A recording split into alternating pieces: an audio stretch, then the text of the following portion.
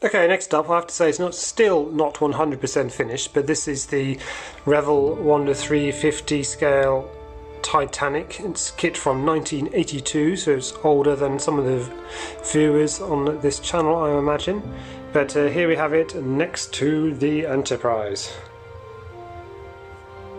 So considering the Titanic was built in the early 1900s and the Enterprise in the 1960s, you can still see it was a pretty massive ship.